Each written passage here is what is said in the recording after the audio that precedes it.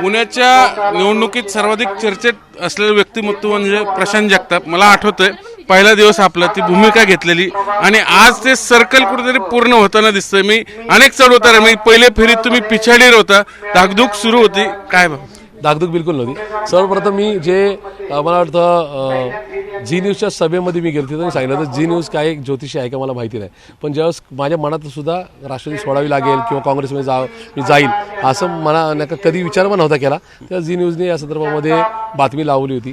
तशाच प्रकारे घडत गेलं। तुम्ही बोललं म्हणून नाही, मी बोललो म्हणण्यापेक्षा तुम्ही त्या संदर्भात तुमचं आकलन होतं आणि त्या प्रकारे या ठिकाणी मी बाहेर पडलो। काँग्रेसने मला स्वीकारलं, तर काँग्रेसच्या राज्य आणि देश स्तरावरच्या सगळ्या नेत्यांचे मनापासून आभार की त्यांनी मला स्वीकारलं।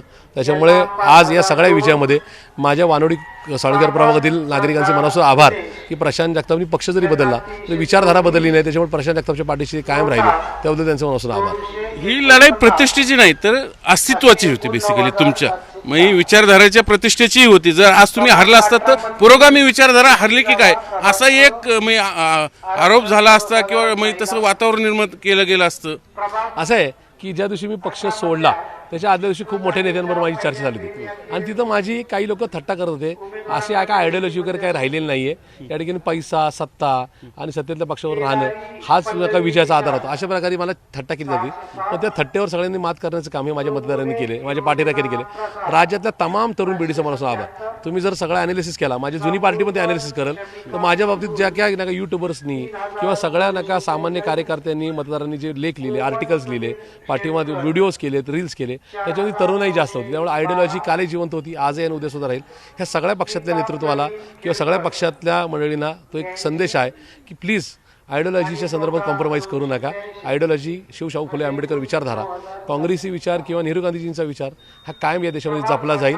काही काळ येतो, तो ठराविक काळ असतो, तात्पुरता असतो, त्या काळामध्ये या ठिकाणी गंगेत वाहून गेलं तर ठीक आहे, पण त्या ठिकाणी गटार गंगेत वाहून गेलं नाही पाहिजे, याची काळजी आपण सगळ्यांनी घ्यावी। हा विजय कोणाचा आहे? प्रशांत जगतापांचा आहे, विचारधारेचा आहे?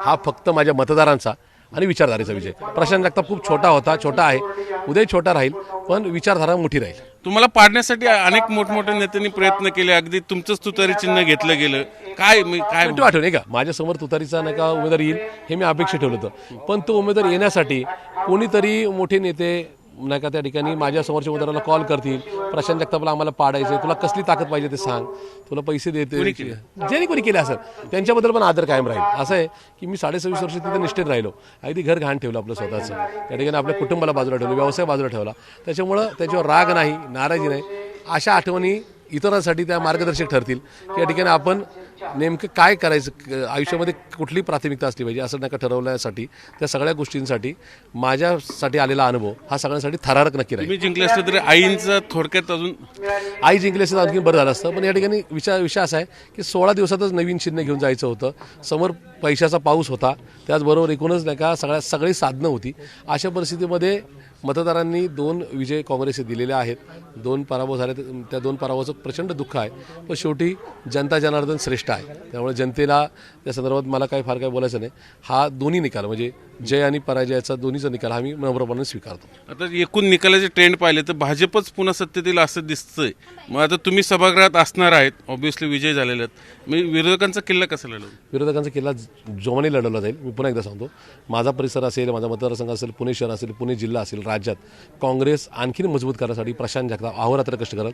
कदाचित गेल्या वेळेसचा सगळा अनुभव 26.5 वर्षाचा लक्षात घेता इथं प्रशांत जगतापची 10 पट नाही तर 100 पट क्षमता नाही का वापरली जाईल आणि प्रशांत जगताप यासाठी पाहिजे ती वाटेल ती किंमत मोजेल, पण प्रशांत जगताप हा झेंडा खाली पडून देणार। प्रशांत जगताप महापौर म्हणून काम केले पुणे शहराचं, पण आता विरोधी पक्षात बसावं लागणार, किती नाही म्हणजे एकूण आकडेवारी जर बघितली तर ती बाजू कशी जमणार? ती किल्ला पण मजबूतीने लढू, कारण की त्याच्या ठिकाणी या ठिकाणी कुठं मी मागचे 9 वर्ष सत्तेत नसणाऱ्या पक्षामध्ये असून सुद्धा या ठिकाणी सभागृहात किल्ला लढवला, किंवा आमच्याच भाषणांवर त्या ठिकाणी बातम्या झाल्या, त्याच्यामुळे इथून पुढच्या काळामध्ये भाजप जे चुकीचं करेल, महायुती सरकार जे चुकीचं करेल ते उघडं पाडण्याचा आमचा नक्की प्रयत्न राहील।